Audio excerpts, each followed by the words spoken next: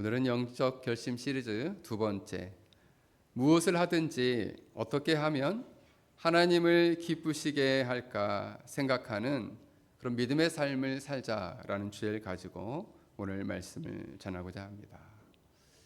무엇을 하든지 어떻게 하면은 누구를 기쁘시게 하자고요? 예진이 누구를 기쁘시게 하자? 하나님을 기쁘시게 하는, 어떻게 하면 하나님을 기쁘시게 할까를 생각하는 그런 믿음의 삶을 살자. 이게 두 번째 결심이에요. 무엇을 하든지 어떻게 하든지 하나님을 기쁘시게 하는, 어떻게 하면 하나님을 기쁘시게 할까를 늘 생각하는 믿음의 삶을 살자. 히브리서는 신자들이 평안하게 신앙생활을 할 때 주어진 말씀이 아닙니다. 오히려 히브리서를 읽는 많은 신자들은 믿음 때문에 많은 고난과 그리고 박해와 조롱, 또 때로는 감옥에 갇히기도 하고 자신의 재산을 빼앗기기도 하였다 하는 거죠. 그래서 처음에는 믿음의 삶을 살았지만 나중에는 이제 믿음의 삶을 너무 사는 것이 힘드니까 이렇게 생각했습니다. 정말 계속 이렇게 믿어야 될까? 이 길이, 내가 가고 있는 이 길이 참으로 믿는 길이 맞는가? 한편으로 뒤로 물러나서 그냥 믿음의 길을 멀리서 바라보기만 하는 것도 그러면 좀 더 편한 인생이 되지 않을까? 왜 이렇게 나는 하나님을 믿는데 이렇게 힘든 일들이 많을까? 그리고 그런 힘든 일들이 계속될까라고 생각을 했다는 거죠. 그때 오늘 히브리 기자는 히브리서 11장에서 믿음의 사람들의 삶을 보여줍니다. 아벨, 에녹, 노아, 아브라함, 모세의 삶을 보여주면서 그들의 시대는 달랐고 상황은 달랐지만 여전히 그들 가운데 고난이, 각각의 고난이 다 있었다는 거예요. 우리 인생도 다 다른 고난들이 있죠. 그런데 그들에게는 공통점인 하나가 있었는데 그것은 바로 뭐냐면 보이는 현실보다 보이지 않는 하나님을 정말 믿고 의지했다는 거예요. 자, 이 사람들의 공통점이 뭐였다고요? 우리 하준이 하나님을 믿는 거, 그렇지. 보이는 현실보다 보이지 않는 하나님을 더 믿었다. 더 믿고 의지했다는 거예요. 하나님은 진짜 계시구나라는 걸 믿었다는 거예요. 그래서 우리는 오늘 이 본문 앞에서 이렇게 질문하게 됩니다. 나는 정말 살아계신 하나님을 믿고 사는가? 나는 하나님을 정말 참으로 기쁘게 하기 위해 사는가? 아니면 나 자신을 기쁘게 하기 위해서 사는가? 나는 고난 가운데에 믿음의 삶에서 멀어져 있는가? 아니면 고난 가운데서도 하나님을 믿고 의지하며 이 믿음의 길을 걸어가고 있는가를 진지하게 여러분 자신에게 질문해 보시기를 바랍니다. 그래서 오늘 말씀의 제목은 무엇을 하든지 어떻게 하면 하나님을 기쁘시게 할까를 생각하는 믿음의 삶을 살자. 오늘 히브리서 11장 6절에 보면 믿음이 없이는 하나님을 기쁘시게 하지 못하나니 라고 말합니다. 여러분, 믿음이 없다는 것은 뭘까요? 믿음이 없다는 것은 하나님을 신뢰하지 않고 하나님을 진짜 살아계신 분으로 대하지 않고 그래서 하나님께 자신의 삶을 맡기지 못하는 삶을 믿음이 없는 삶이다. 이렇게 말씀드릴 수 있습니다. 그러니까 믿음이 없기 때문에 하나님이 원하시는 합당한 반응도 할 수 없고 하나님이 받으시는 삶도 살 수 없다는 것이죠. 그래서 원문에 보면 믿음이 없이는 하나님을 기쁘시게 할 수 없다 정도가 아니라 그 할 수 없다라는 단어가 아디나톤이라는 단어가 쓰였는데 불가능하다 이런 말이에요. 믿음이 없이는 하나님을 기쁘시게 하는 것이 불가능하다는 거예요. 완전 불가하다는 거예요. 그럼 이걸 뒤집으면 무엇만이 하나님을 기쁘시게 할 수 있다는 거예요? 자, 우리 재원이 무엇만이 하나님을 기쁘시게 할 수 있다는 거예요? 무엇이? 그렇지. 믿음이 하나님을 기쁘시게 할 수 있다. 우리 다니엘 무엇이 하나님을 기쁘시게 할 수 있다고? 믿음. 자, 하민이 무엇이 하나님을 기쁘시게 할 수 있다고? 그렇지. 믿음이 하나님을 기쁘시게 할 수 있다. 믿음이 없이는 하나님을 기쁘시게 하는 것이 어떻게 하다? 어떻게 하다? 자, 사랑이 불가능하다. 불가능하다는 거예요. 믿음이 없이는 하나님을 기쁘시게 하는 게 불가능하다는 거예요. 그냥 믿음이 없으면 하나님을 기쁘시게 하는 게 좀 어렵지 않나요? 어려운 정도가 아니고 불가능하다는 거예요. 그래서 히브리서 11장에 나오는 믿음의 사람들은 보이지 않는 하나님을 실제로 살아계신 하나님으로 신뢰하고 그분의 약속을 믿고 현재적인 삶을 살았던 사람이다. 이렇게 오늘 성경은 말씀합니다. 그래서 히브리서 11장에 나오는 아벨 같은 경우는 어떻습니까? 하나님이 살아계시다는 걸 믿으니까 자기가 드릴 수 있는 최선의 더 나은 제사로 하나님께 제사를 드렸다는 거예요. 에녹은 하나님 살아계신 하나님과 300년을 함께 살았다는 거죠. 함께 동행했다는 거예요. 노아는 하나님이 정말 살아계시니까 아직 120년 뒤에 심판이 일어난다는 것을 아직 우리가 알 수도 없지만 그 살아계신 하나님 때문에 120년 동안 방주를 만들었다는 거예요. 방주를 준비했다는 거예요. 아브라함은 하나님이 보이지 않지만 하나님이 가라고 명하시니까 어디로 가야 될지 모르고 순종하고 가나안 땅으로 걸어갔다는 거예요.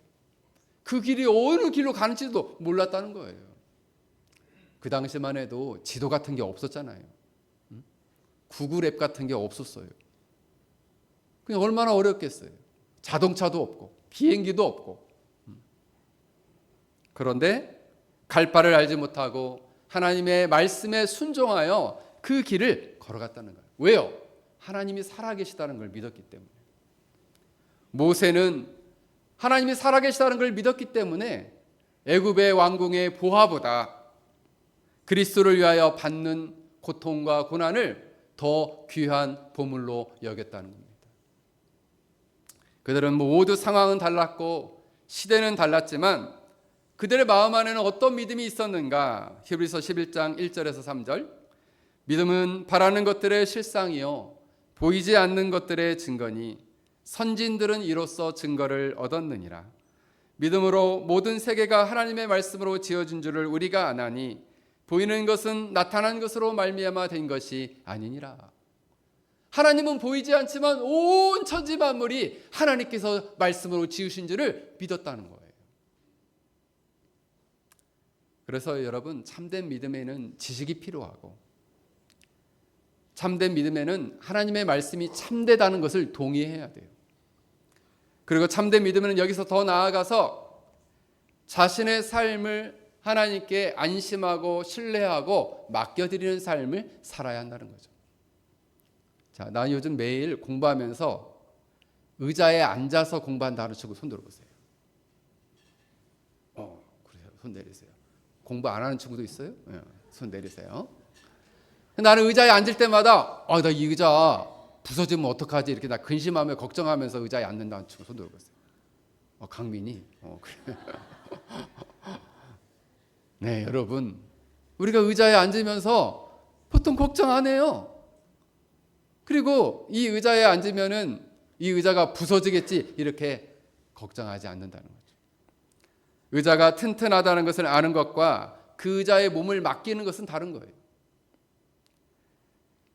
우리가 강위에 떠 있는 배도 배가 있다는 것과 그 배에 올라타는 것과는 다르다는 거죠. 하나님이 살아계시다는 것을 아는 것과 그 살아계신 하나님께 실제로 나의 삶을 맡기며 사는 것은 다른 것이다라는 거예요. 그래서 히브리서 11장에서 말하는 믿음이라는 것은 우리가 하나님을 알고 하나님 말씀이 참되다는 것을 받아들이고 실제로 하나님께 내 삶을 맡기면서 살아가느냐. 하나님, 나 공부 요즘 너무 힘든데 어떻게 하면 좋을까요? 이렇게 기도하냐 말이에요. 나 요즘 사람과의 관계가 너무 힘든데 이거 어떻게 하면 좋을까요? 이렇게 맡기면 나아가고 있느냐 하는 거예요. 하나님, 요즘 우리 집이 너무 힘든데 이 어려운 삶을 우리가 하나님, 우리 가정을 도와주십시오 라고 맡기며 나아가고 있느냐. 그래서 그러면 생각해 보면 왜 하나님은 믿음이 없는 것을 기뻐하지 않으실까? 왜 하나님은 믿음이 없는 것을 기뻐하지 않으실까? 그것은 믿음이야말로 하나님을 하나님으로 대하는 가장 기본적인 자세요, 태도이기 때문에 그래요. 가장 기초 중에서도 기초예요. 하나님을 하나님으로 대하는 것. 그래서 믿음이라는 것은 하나님을 하나님으로 인정하고 신뢰하는 태도다라고 말할 수 있어요. 그래서 하나님이 말씀하시면 신뢰하고 하나님이 인도하시면 따르고 하나님이 약속하시면 그 길을 붙드는 것이다 라는 거예요. 그런데 여러분, 믿음이 없으면 어떻게 될까요? 하나님의 시선보다 사람들의 시선을 더 의식하게 되고, 그래서 예배할 때도 하나님의 시선보다는 사람들의 시선을 더 중시하게 되는 거예요.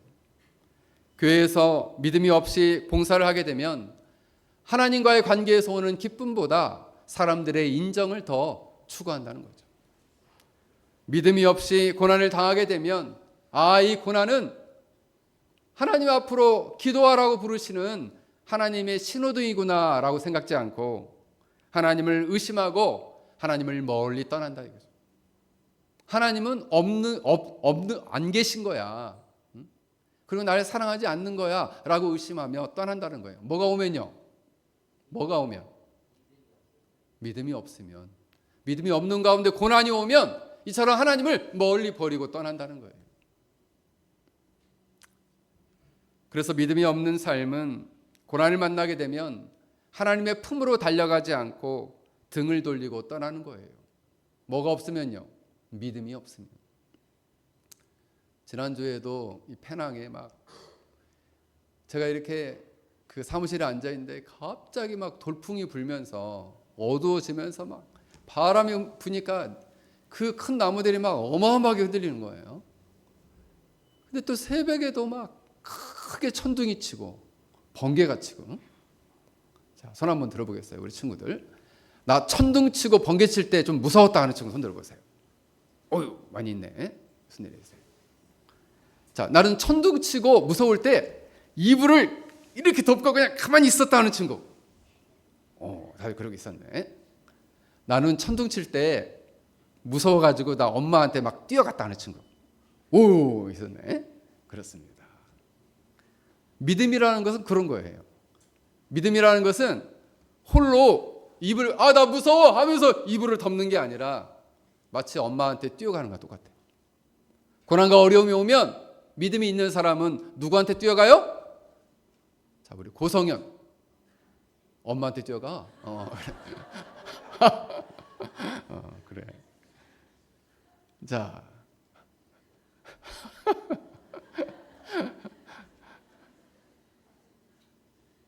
고난이 오면 믿음이 있는 사람은 누구한테 뛰어갈까요? 우리 하빈이. 하나님께 뛰어간다. 그렇습니다. 고난이 오면은 믿음 있는 사람은 하나님께 뛰어가요. 그래서 하나님께 어떻게 할까요? 하나님께, 하나님, 나 요즘 너무 힘들어요. 저 좀 제발 좀 도와주세요. 라고 매달리며 기도하는 거예요. 사랑하는 성도 여러분, 오늘 히브리 기자는 믿음이 있으면 생활이 좀 더 좋아진다고 말하지 않습니다. 여러분, 엄마 품에 안겨 있을 때도 천둥은 쳐요. 무슨 말인지 알죠? 고난은 그 즉시 천둥이 그치고 바람이 멈추고 그렇게 하지 않는다 이거예요. 하나님 품에 있어서 하나님께 간절히 기도할 때도 여전히 천둥은 치고 바람은 불 수 있다 이거예요. 그럼에도 불구하고 하나님께서는 우리 마음 안에 뭘 주실까요? 마음의 평안을 주시죠. 마음의 안정감을 주시고 하나님이 나를 붙들고 있으니까 나는 괜찮다라는 마음을 우리에게 주신다는 거예요.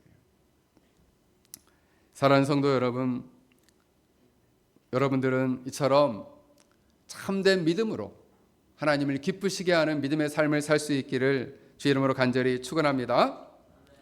두 번째로, 성도의 거룩한 야망은 무엇을 하든지 어떻게 하면 하나님을 기쁘시게 할까 생각하는 믿음의 삶을 사는 것이다 라는 거예요. 고린도후서 5장에 보면 바울은 자신의 인생을 임시 장막, 천막에 있는 것처럼 생각했어요. 그래서 나는 언젠가 여기는 잠시 있는 곳이고 일명이 우리 페낭으로 치면 호커죠, 호커. 응? 호커 같은 식당이다. 그런데 이런 임시 천막 같은 장소에 우리가 살지만 나는 장차 주님 앞에 서게 될 것이다.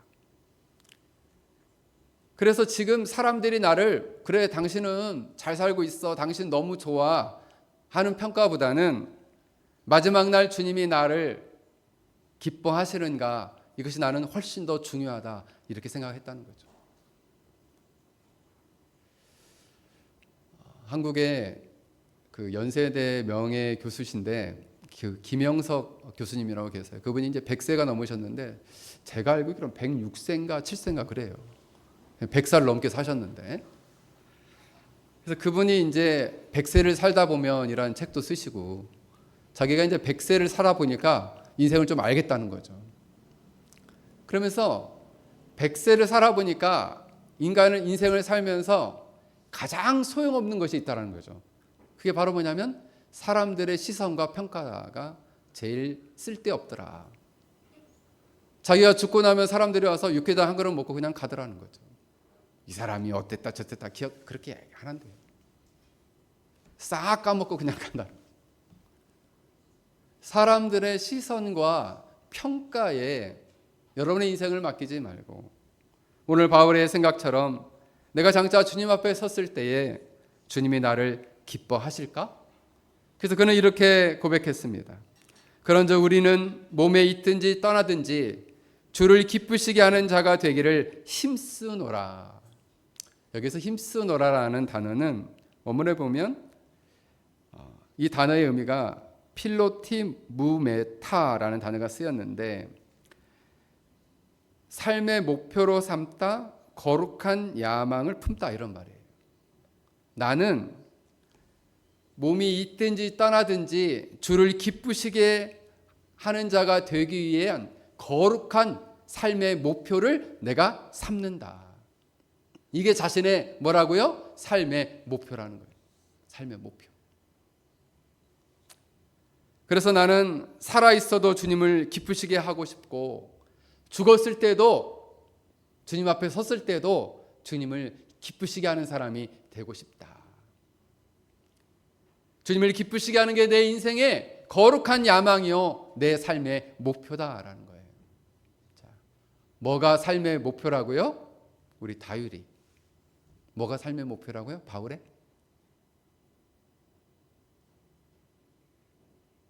우리 지엘이. 막 눈이 옆으로 막 돌아가는데, 자, 우리 하윤이,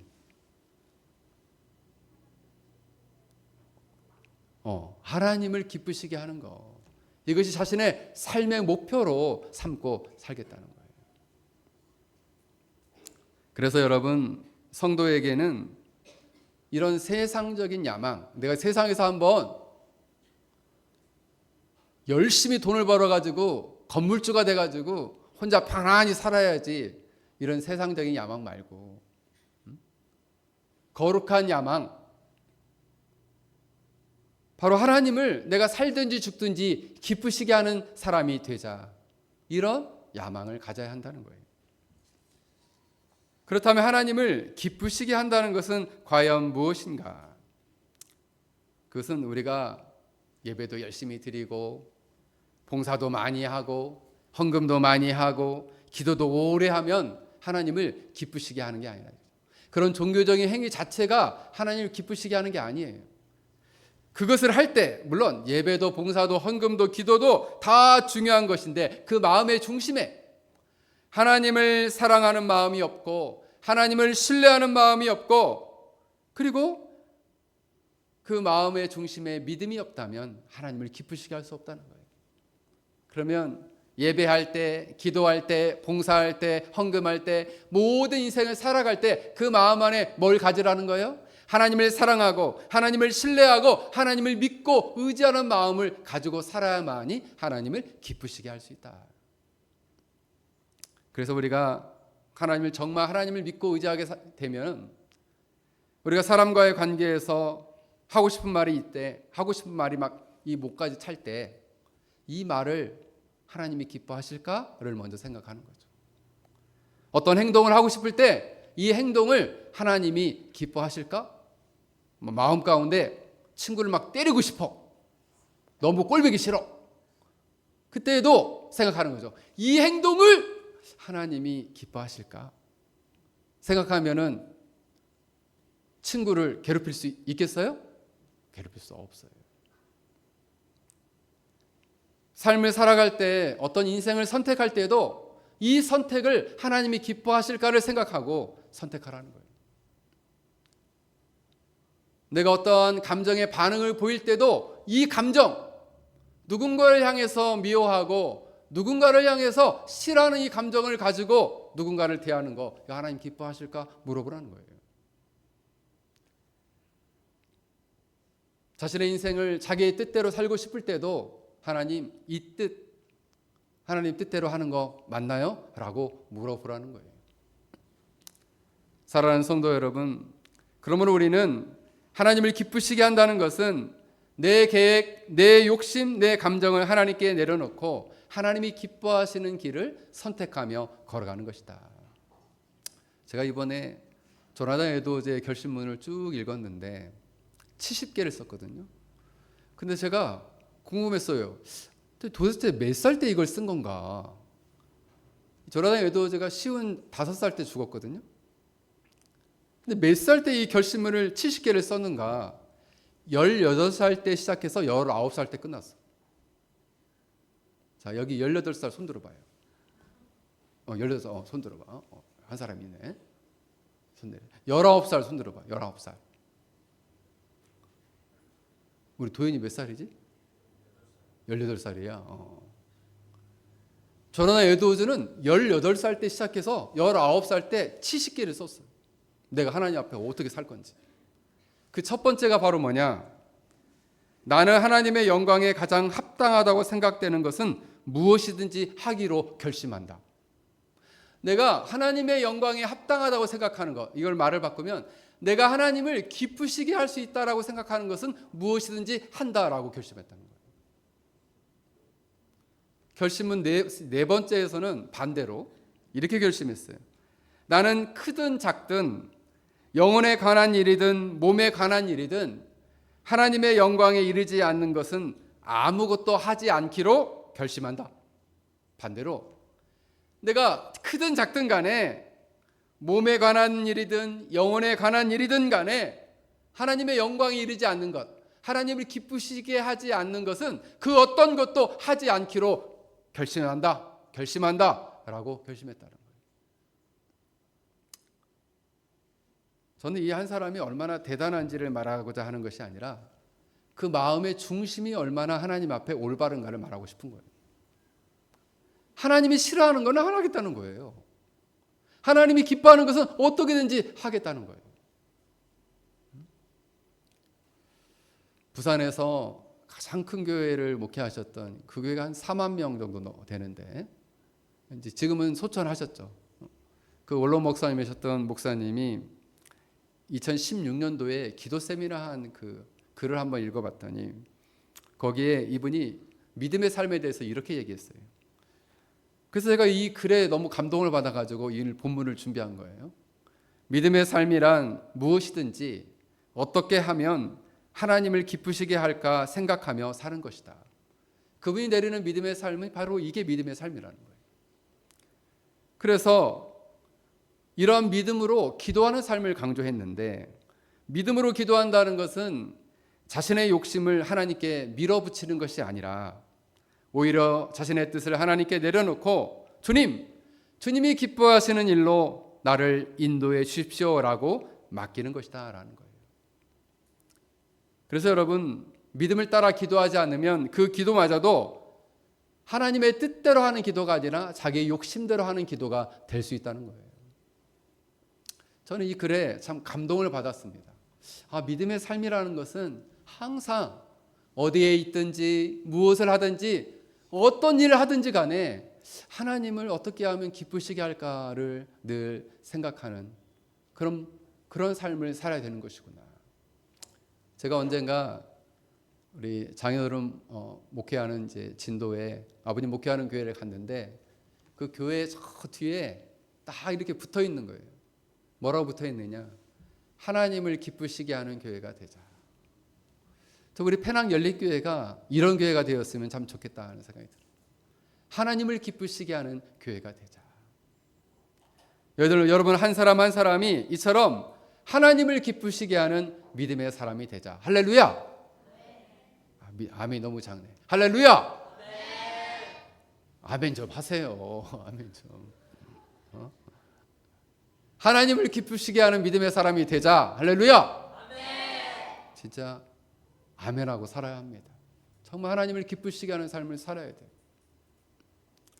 그래서 우리는 하나님께 이렇게 기도하며 결심해야 합니다. 하나님, 저는 사람들의 인정보다는 하나님의 기쁨을 구하게 하여 주옵소서. 내 뜻보다는 하나님의 뜻을 구하게 하여 주옵소서. 저는 무엇을 하든지 어떻게 하면 하나님을 기쁘시게 할까를 생각하는 믿음의 삶을 살고 싶습니다. 제 삶을 이렇게 인도하여 주옵소서라고 기도하는 우리 페낭 열린교회 성도들이 되길 주의 이름으로 간절히 축원합니다. 그러면 무엇을 어떻게 해야지 하나님을 기쁘시게 할 수 있는가? 오늘 11장 6절에 이렇게 말씀합니다. 하나님께 나아가는 자는 반드시 그가 계신 것과 그가 자기를 찾는 자에게 상 주시는 이심을 믿어야 할지니라. 이번에 우리 달란트 하게 되는데, 자, 어떤 사람이 상을 받을까요? 우리 친구들 이제 저기에 이렇게 칭찬 스티커도 받고 또 암송 스티커도 받고 출석 스티커도 받았는데 정말 칭찬 많이 받았죠, 그죠? 이제 다음 주에 우리 달란트 시장을 해서 이제 어떻게 보면은 상을 받는 시간인데, 근데 오늘 성경은 뭐라고 말씀하십니까? 하나님께 나아가는 자는 그가 반드시 계신 것과 그가 자기를 찾는 자에게 상 주시는 자이심을 믿어야 할지니라. 하나님이 살아계신 것, 그것을 믿는 자, 하나님은 자기를 찾는 자에게 이렇게 상 주시는 자라는 거예요. 성도적인 믿음은 첫 번째로 어떻게 하면 하나님을 기쁘시게 할 수 있는가? 바로 하나님이 지금 살아계시다는 것을 의식하며 살아가는 믿음이에요. 하나님은 성경에만 쓰이는 하나님이 아니에요. 성경에만 쓰여있는 하나님, 강민아 하나님 목사님 봐야지. 하나님은 성경에만 써있는 분이 아니라는 거예요. 정말 여러분의 삶 속에 지금도 살아 계시다는 거예요. 지금도 살아 계셔서 여러분들을 보고 계시고, 여러분들의 하는 말을 듣고 계시고, 여러분들이 살아가는 삶을 지켜보신다는 거예요. 이건 모르시겠죠? 그런 거 없어요.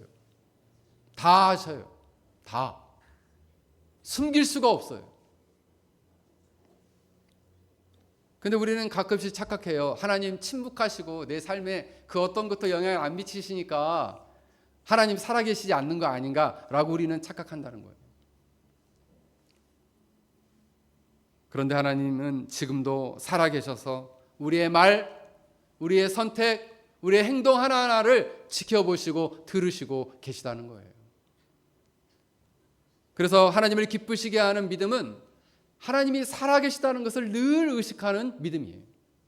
그것이 하나님을 기쁘시게 하는 믿음이다. 둘째로, 문제와 고난이 있을 때 하나님께 나아가는 것, 하나님께 오는 것, 그것을 하나님이 기뻐하신다는 거예요. 여기서 보면 나아가다라는 단어가, 가까이 나아간다는 단어가 원문에 보면은 어떻게 나오냐면 그냥 나아가는 정도가 아니라 하나님께 바짝 가까이 나아가는 뜻이다, 이런 뜻이에요. 하나님의 품속을 깊이 파고든다는 뜻이에요. 그래서 문제가 생기면 그냥 주위 사람들한테 아이고 나 이런 큰 문제가 생겼는데 나는 어떻게 하면 좋을지 모르겠어. 이 사람한테도 얘기하고 저 사람한테도 얘기하고 이 사람한테도 얘기하고 해결 안 돼요. 그럼 그 문제는 어떻게 해야 해결될까요? 자, 우리 이에서 어떻게 하면 해결될까? 하나님께 기도한다. 그렇습니다. 여러분, 그래서 믿음의 사람들은 먼저 하나님께 나아가서 하나님, 제가 여기 있습니다. 이 상황이 너무 어렵고 힘든데 제 마음을 붙들어 주시고 이 상황 속에서 어떻게 하면 주님을 기쁘시게 할 수 있을까요? 라고 하나님께 나아간다는 거예요. 여러분, 죄를 지었을 때 사람이 위험한 상태에 있죠. 그러나 죄를 지었을 때 그 상태보다 더 위험한 것은 뭐냐? 그 상태로 하나님께 나아가지 않는 것이 가장 위험해요. 그래서 가장 큰 문제는 뭐냐면 하나님께 멀어지는 것이 가장 큰 문제예요. 그러므로 우리는 기도는 뭐냐? 하나님께 이 많은 문제를 맡기면서 하나님, 내가 해보겠습니다. 내가 어떻게 되는지 한번 해볼게요. 라가 아니라 하나님이 좀 도와주세요. 하나님이 좀 어떻게든지 좀 해주세요. 라고 기도하는 거예요. 그래서 제가 요즘 새벽에 이렇게 기도하고 있습니다. 이 penang 열린교회를 목회하는 것을 내가 하는 게 아니다. 하나님, 이 penang 열린교회 목회를 하나님이 좀 해주십시오.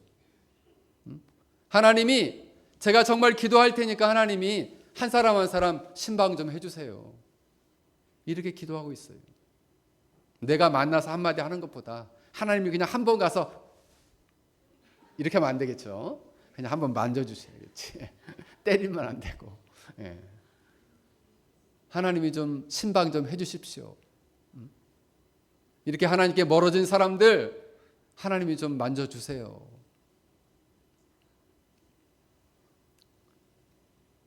그러므로 우리는 하나님을 기쁘시게 하는 믿음은 하나님께 나아가는 믿음이에요.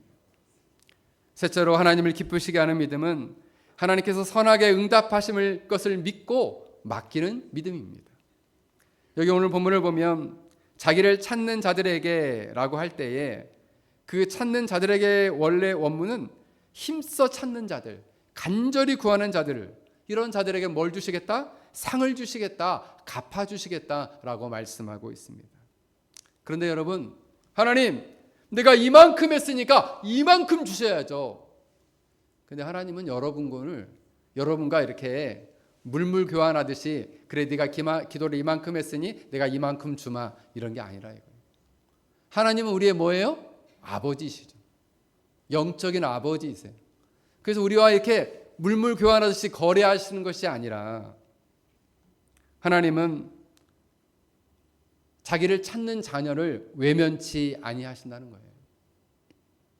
여러분들이 힘들 때 엄마 아빠한테 달려가서 엄마 아빠 나 힘들어 하고 붙들었는데 엄마 아빠가 저리 가 임마 하고 발을 빵 차겠어요?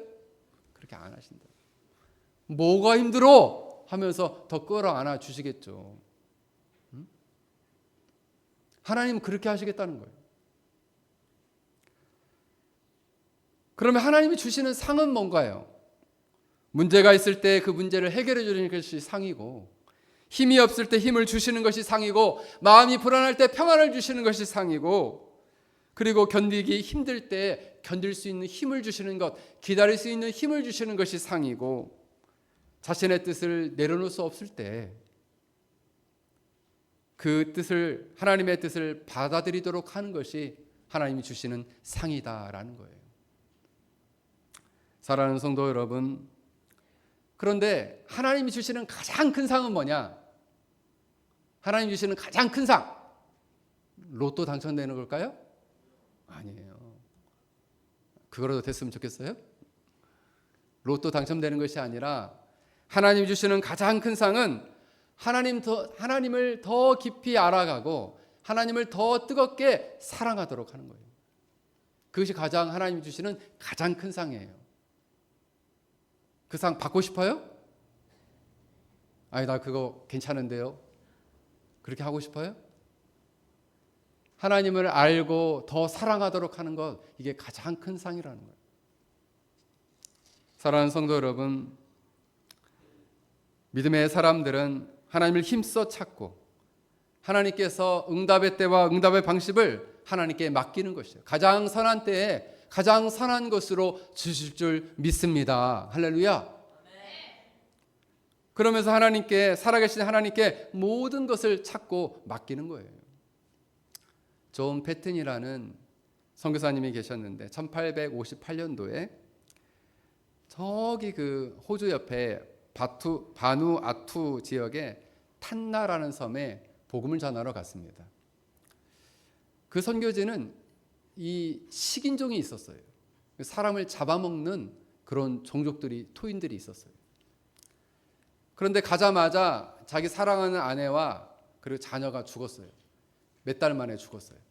풍토병에 걸려가지고 열병에 걸려서 죽고 말았어요. 그래서 자기 혼자서 이제 살아남아서 막 사역을 하고 있는데 어느 날 밤에 복음을 거부하고 이 선교사를 잡아 죽이려고 하는 원주민들이 몰려왔어요. 그때 이 선교사님이 그냥 잽싸게 도망을 갔죠. 열심히 도망을 가지고 숲속으로 도망갔어요. 그리고 숲속에 도망가서 계속 자기를 쫓아오니까 아주 높은 나무로 올라갔어요. 거기서 숨을 죽이면서 그 숲속에 그 나무에 가만히 앉아 있었어요. 그때 그 밑으로 막 사람들이 쫓아오는 발소리가 들렸어요. 그리고 사람들이 소리치는 게 들렸어요. 언제 들킬지 모르는 굉장히 위험한 상황에 놓이게 되었습니다. 깊은 밤 아무도 그 주위에 자기를 도와줄 사람, 그 어떤 사람도 없었습니다. 그리고 그 밑에는 자기를 죽이려고, 자기를 죽여서 잡아먹으려는 사람들이 쫓아오고 있었다는 거예요. 그때를 기억하며 이 존 패튼 선교사님이 이렇게 고백을 했습니다. 나는 홀로 있었지만 혼자가 아니었다. 예수님께서 그의 팔로 나를 안아주시고 나를 안전하게 하셨다. 이렇게 고백을 했습니다. 여전히 자기 밑에서, 나무 밑에서는 자기를 잡아 죽이려는 사람들이 왔다 갔다 하고 있는데 위협은 여전히 그대로인데, 너무너무 두려운데 그의 마음 가운데는 바로 이 자리에도 하나님은 살아계신다. 그리고 이 나무에 앉아있는 나를 보고 계신다. 이 두려운 밤에도 나와 함께 하시고 사람들의 눈을 피해 숨어 있지만 나는 하나님 품에 있다라고 그는 고백했다는 거예요. 사랑하는 성도 여러분, 우리도 때로는 인생의 나무에 홀로 앉아 있을 때가 있습니다. 그리고 인생에서 원치 않는 깊은 밤을 만날 때가 있어요. 그때 그 어떤 사람도 우리를 도와줄 수 없고, 그 어떤 사람도 우리를 이해할 수 없고, 그 어떤 사람도 그 외로움에서 우리를 건져줄 수 없더라는 거예요. 그때 믿음 없는 마음은 이렇게 말할 거예요. 그래, 너는 혼자다. 너의 인생은 끝났어. 네가 할 수 있는 게 뭐가 있어. 너의 하나님은 어디 계신 거야? 라고 믿음 없는 마음이 스스로 질책할지 몰라요. 그런데 믿음의 사람들은 이때 이렇게 고백합니다. 주님, 저는 혼자가 아닙니다. 하나님은 살아계시고 지금 저의 어려움을 보고 계시고 저의 고통을 알고 계시고 붙들고 계시고 이 인생의 어두운 밤, 이 인생의 나무 위에서 저를 품 안에 품고 계십니다 라고 고백할 수 있다는 거죠. 사랑하는 성도 여러분, 이것이 하나님을 기쁘시게 하는 믿음입니다. 여러분들 인생의 고난과 어려움 속에서 낙심하지 말고 이러한 믿음으로 승리할 수 있기를 주의 이름으로 간절히 축원합니다. 제가 이번에 이제 우리 A국에 있는 우리 지도자들을 또 3일 동안 강의를 했는데, 그때 요한계시록 22장까지 이제 강의를 했는데, 요한계시록 21장에 가면 하나님 보좌 위에, 하나님 손 위에 두 가지 책이 있어요. 하나는 생명책이고 그 생명책에 기록된 사람만이 영생을 얻고 천국에 들어갈 수 있어요. 그래서 주님께서는 살아생전에 이 땅에 계실 때 쟤들이 귀신을 쫓아오니까 너무 귀신 쫓고 기뻐하고 오니까 그것을 기뻐하지 말고 생명책에 이름이 기록되는 것을 기뻐하라. 이렇게 주님이 말씀해 주셨어요. 또 하나의 책은 뭐냐면 행위의 책이에요. 이 행위의 책은 불신자들에게는 그 행위가 낱낱이 기록되어 있으니까 심판의 기준이 됩니다. 심판의 근거가 돼요. 그럼 믿는 사람에게는 이 행위의 책이 뭐가 되느냐? 두 가지가 됩니다. 하나는 뭐냐? 그 사람의 믿음의 증거가 돼요. 그 행위의 책은 여러분의 믿음의 증거가 되는 거예요. 또 하나는 뭐냐면 상급의 근거가 되는 거죠. 그래서 우리가 남부르게 눈물 흘리며 섬겼던 섬김, 그 행위의 책에 다 기록되어 있습니다. 우리가 눈물로 고난과 어려움 속에서 낙심하지 않고 하나님의 품을 파고들며 기도했던 기도 다 기록되어 있습니다. 상처받고도 그 상처를 뒤로하고 용서하며 사랑했던 삶 다 기록되어 있어요. 손해보면서도 내가 하나님 앞에서 어떻게든지 하나님을 기쁘시게 하며 살고 싶습니다라고 고백하며 살았던 삶 다 기록되어 있다는 거예요. 고난과 어려움 속에서도 낙심하지 않고 주님을 의지하며 살았던 믿음의 삶이 낱낱이 그곳에 다 기록되어 있을 거라는 거예요.